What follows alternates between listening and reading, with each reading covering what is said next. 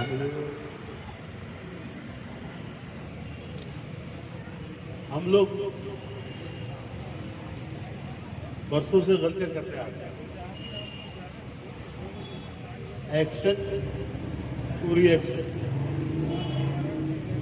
हमारे पास नहीं। अदना सा एक मॉब लिंचिंग होती है, उसके खिलाफ हम कोई कार्रवाई नहीं कर सकते। फांड रहे, उसको फेंकता रहे, बदतमीजी करता रहे। हम हर वक्त जो भी हादसा गुजरा है, होता है, उसके खिलाफ दोनों तीनों रास्तों से चलना पड़ेगा। कुर्बानी देना है आपको, हाँ, बगैर कुर्बानी की कुछ नहीं मिलना। हम बकरीद की कुर्बानी बड़े शौक से करते हैं। सही कुर्बानी हमारी अपनी होगी, जो कौम और मिल्लत के लिए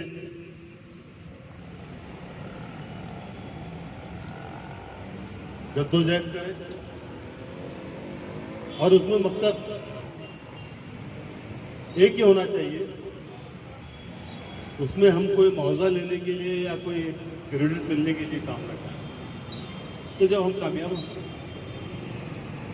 मुझे क्रेडिट मिलना, उसको नहीं मिलना, या तो ये प्लानिंग है उसको क्रेडिट मिल जाएगा, नहीं मिलना चाहिए, उसको नहीं मिला तो अपने को भी नहीं मिलना, मगर उसको भी नहीं मिलता।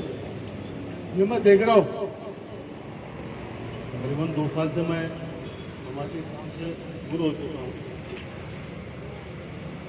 तबीयत भी बराबर नहीं है, और हम जो काम करते हैं वो किसी को पसंद नहीं आता। दरअसल ये हमारा मिजाज किसी को पसंद नहीं आता। जब मेरे कौम को मेरा मिजाज पसंद नहीं है, लोग काम करते वो बेकार है। कौम को हम कतई नाराज नहीं करना चाहते। जैसे तो चल रहे हैं हमारे साथ, हम भी चलना शुरू करते हैं, वरना हम अलग चलते थे पहले, अब हम बंद करते हैं। क्योंकि अच्छे अच्छे लोगों ने जो है मुझे इनकाउंटर करने की कोशिश की है, जो मैं नाम गिनाऊंगा नहीं, लेकिन हमको कुर्बानी देना है, ये बात समझना। हर वार पे आपको पलटना है। आज हमारे रसूल की जो है बेहुरमती की गई, बहुत बड़ी बात है, इसको तो लड़ना ही चाहिए। लेकिन जहां एक इनफरादी मुसलमान पे भी जुल्म होता है, तो वहां सैकड़ों मुसलमानों ने उसका मुकाबला करना चाहिए। राजेश, जब भी तुम इस भारत के अंदर आसानी से जी सकते हो। किसी का शेर है ना, ये खामोश आजादी तुम्हें जीने नहीं देती, इस दौर में जीना है तो कोहरा मत। क्या क्या नहीं दिया यार हमारे शहरों ने।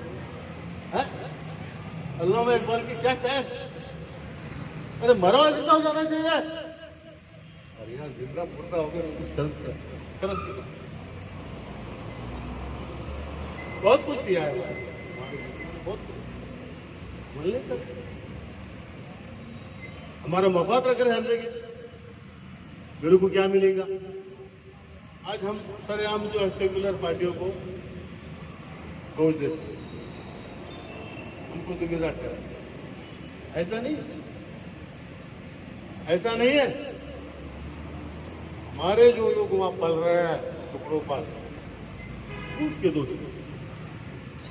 मुझे एक लीडर बताओ कांग्रेस का या किसी भी सेकुलर पार्टी का कि उसने अरे हैवान में कुछ मांगा है मुसलमान, बात ही नहीं करता। वो अकेले में बोलता मुझे क्या देने का दे दो यार, सही हो धुआं आने के काम। अरे दमदार बनो, दमदार नहीं, सबको दमदार देखना होगा, दमदार है, दमदार बनो, दमदार। जब तुम कामयाब हो, मैं तो वो छोटा सा अपना सा आदमी हूँ, 30-35 साल मैंने अपने जाके खर्चे से दिया है, लेकिन हर काम का रिजल्ट आया, अल्हम्दुलिल्लाह, हर काम का रिजल्ट। हमारे कोई मफाद नहीं था, आए खरीदने को आए, हमको बहुत खरीदने को आए, राष्ट्रवादी वाले आए, यहाँ तक के हमारे RSS वाले आए, सब आए। हमारा मकसद एक है, वो मकसद को लेकर चलते। तो हर जुल्म के खिलाफ आवाज उठाना आपको होगा, चाहे मॉब लिंचिंग हो, चाहे वो कोई भी मसला होगा। तो हम किसी भी अपराध को नाजायज जुल्म होता है तो हमको पूरा सैकड़ों के साथ उसमें जाना, तो जब उनके इंटेंशन क्रिएट होगा, उनका डर खौफ क्रिएट होगा कि नहीं ये बेदार होगा। हमारा वही काम था कि जहाँ MIT कॉलेज में एक इंजीनियर बच्चा कर रहा था, उसको पीछे के लोगों ने मारा, अखबार में भी पहुंच गए।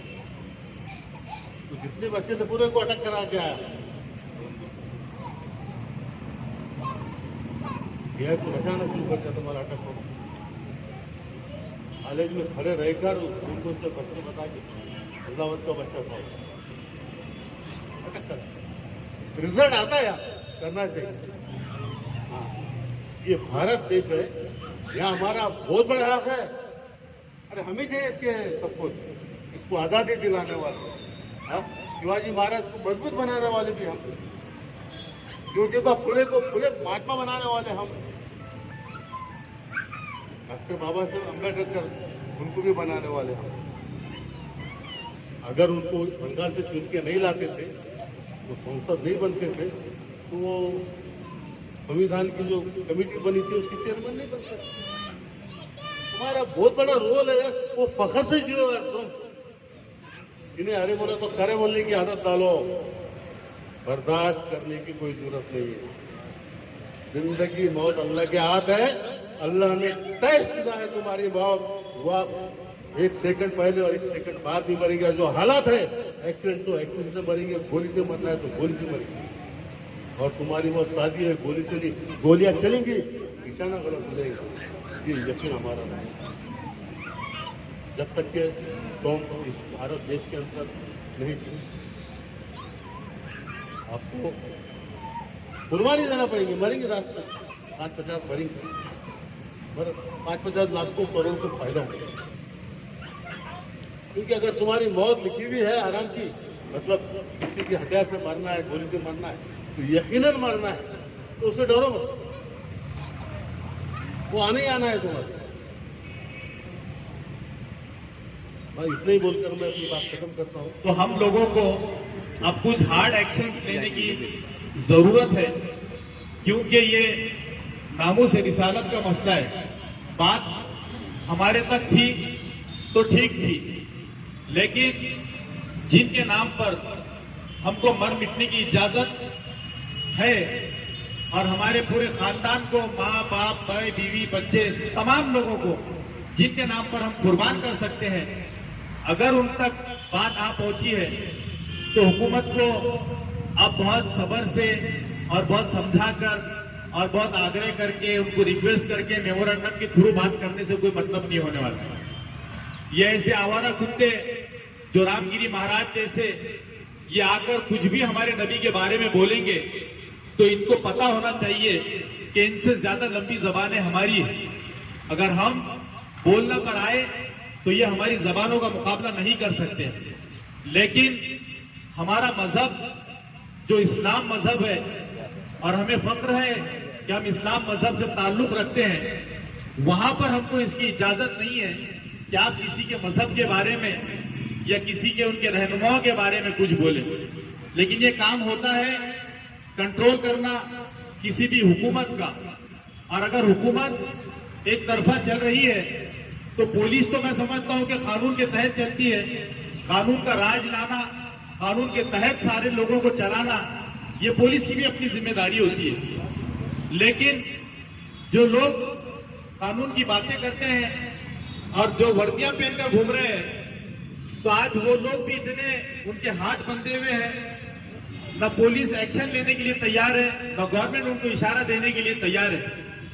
आप मुसलमान अगर कोई छोटी सी चीज कर दें तो वो आपके घर तक पहुंच जा रहे हैं, बुलडोजर लेकर आ जा रहे हैं, सारी जो है तो हदे फलांग कर ले रहे हैं। तो मैं समझता हूं कि अब इसको हम लोगों ने बहुत सीरियस लेना चाहिए और जो है तो अब बहुत ज्यादा सोचने समझने की जरूरत नहीं है। हमने भी रोडों पे उतरना चाहिए और अगर कोई कानून तोड़ रहा है तो हमने उसको तोड़ डालना चाहिए। ये बात आप लोगों ने जहन में रखना चाहिए कि क्योंकि ये देश कानून से चलेगा। ये ऐसे आवारा कोई रिक्शा चलाने वाले मुख्यमंत्री बन जा रहे, वो वहां की यूनियन समझ रहे कि क्या समझ रहे नहीं मालूम, दिन रात पंग में रह रहे आप, और आप आकर है तो मुसलमानों के बारे में कोई एक वो नेपाल की औलाद है या हिंदुस्तानी है, वो उसमें तो पहले कंफ्यूजन है। वो एक आके बोलता है कि मस्जिदों में से निकाल के मारेंगे। अगर यही बात अगर किसी मुसलमान ने कही तो ये जो पुलिस वाले भी यहाँ पर बैठे हैं तो ये इतनी सख्ती से उसको नोट करेंगे और जाकर अपने बड़े बड़े ऑफिसर्स तक पहुंचाएंगे और उनकी भी पूरी मशीनरी हरकत पे आ जाएगी और जो है तो बिल्कुल अरेस्ट के और तमाम जो तो प्रोसेस कंप्लीट कर लिए जाएगा। लेकिन क्या वजह है कि ये नारायण राणे का पुट्टा, ये जो दूसरा आया वो चिंगला बारीक छोटा सा, ये इसकी जबान इतनी लंबी हो गई। असल में ये इसकी जबान नहीं है, ये जबान है आरएसएस की, ये जबान है देवेंद्र फडणवीस की, ये जबान है एकनाथ शिंदे की, ये जबान है अजीत पवार की।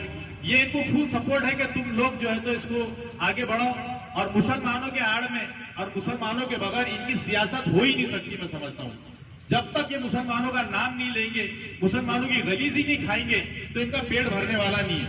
इन्होंने इनकी आदत बना ली है कि मुसलमानों की गलीजी खाओ, अपना पेट भरो और अपनी दुकानें चलाओ इनका नाम लेकर। तो मैं इस धरने के जरिए तमाम औरंगाबाद के लोगों से यह अपील करूंगा कि यह धरना किसी एक शख्सियत के लिए नहीं है, ये उस शख्सियत के लिए है जिसके लिए दुनिया बनी है। और तमाम लोगों ने इस धरने को यहाँ पर इस कदर सक्सेस करना चाहिए और एक पैगाम देना चाहिए हुकूमतों तक कि आज हम लोग, आज का दिन खामोश है, कल हो सकता है कुछ और जो है तो हम लोग, हमारी जबान आगे बढ़ेगी और हो सकता है कि परसों के दिन और कुछ हम लोग कर बैठेंगे। क्योंकि नबी के सामने, हमारे सामने, नबी के सामने मैं समझता हूँ कि पूरी दुनिया की हमारे सामने कोई औकात नहीं है। नबी हमारे लिए नहीं, पूरी दुनिया के लिए रहमतुल लिल आलमीन है वो।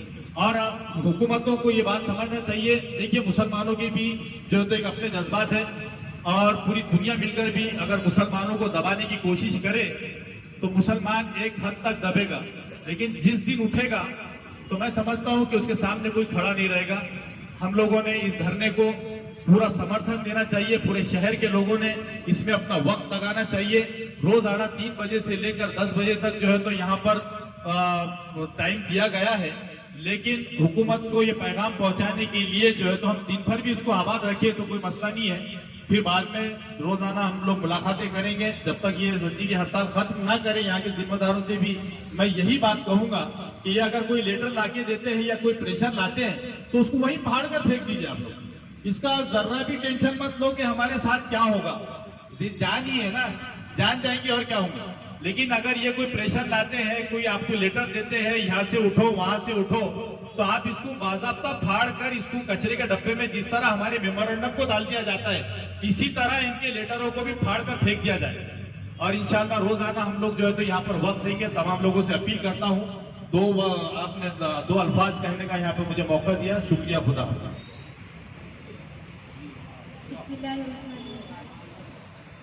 हमने रस्मे मोहब्बत को जिंदा किया, जख्म दिल जीत कर नक़द जहार कर, हमसे बस में शहादत को रौनक मिली, जाने कितनी तमन्नाओं को मार कर।